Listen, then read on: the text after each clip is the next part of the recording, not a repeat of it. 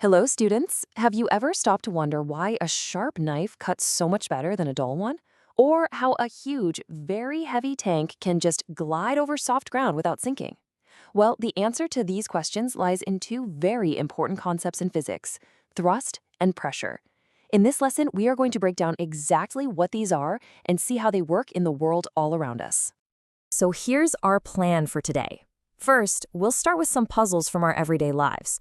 Then, we'll get into what exactly thrust is.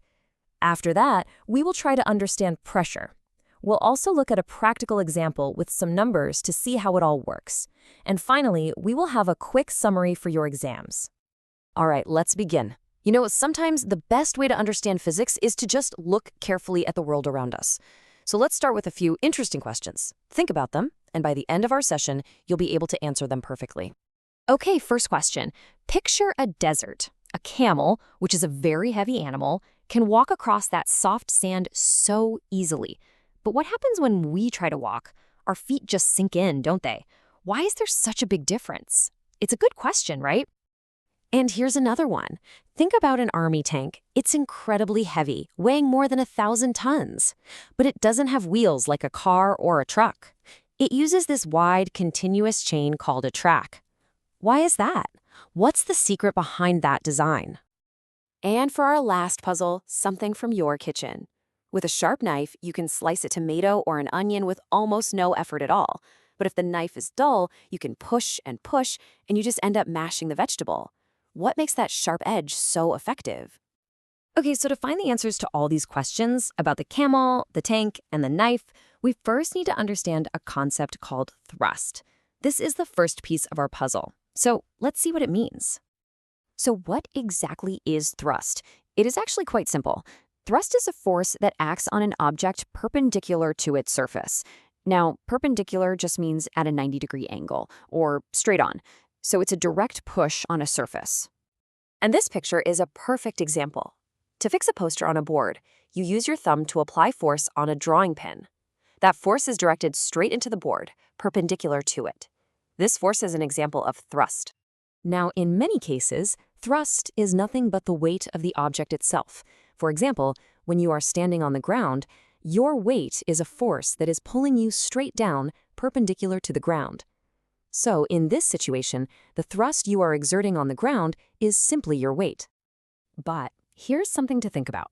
If you stand on loose sand, you sink. But if you lie down on the same sand, you don't sink. In both cases, your weight, the thrust, is exactly the same. So if the force is the same, why is the effect so different? This brings us to our next key concept: pressure.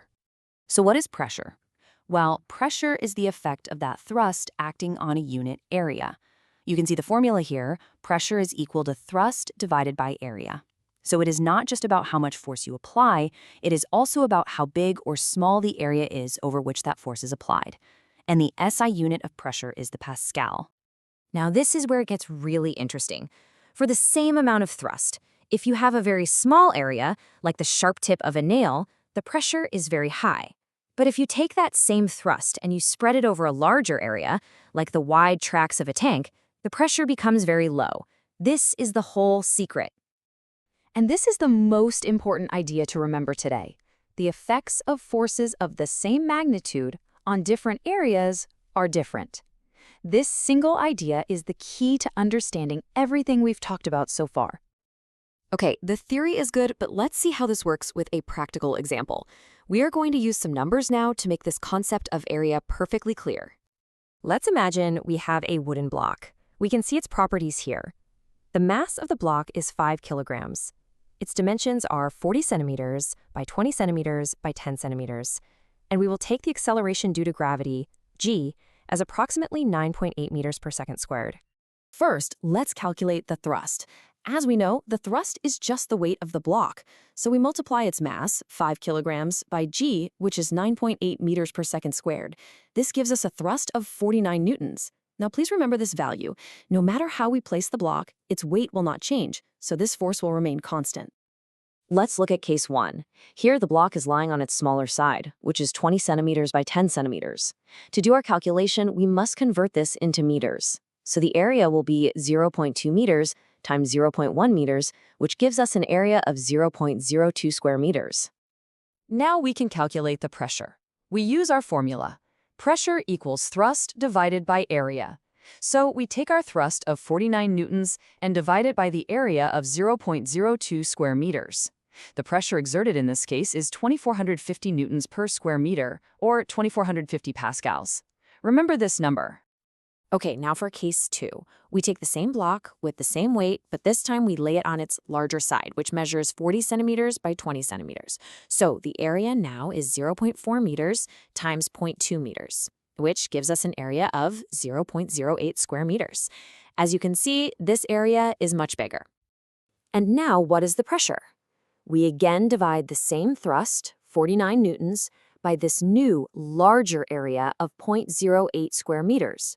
And look, the pressure is only 612.5 newtons per square meter. It is so much smaller.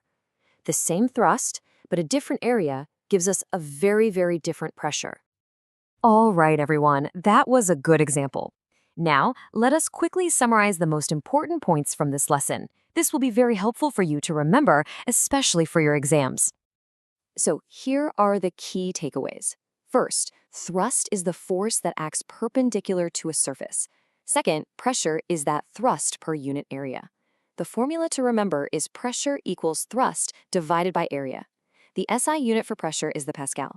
And finally, the most important relationship. For the same amount of thrust, the smaller the area, the larger the pressure. And now, I will leave you with a final question to think about. Based on everything we've learned today about thrust and pressure, can you now explain why the foundations of these huge, high-rise buildings are always made very, very wide? Think about it.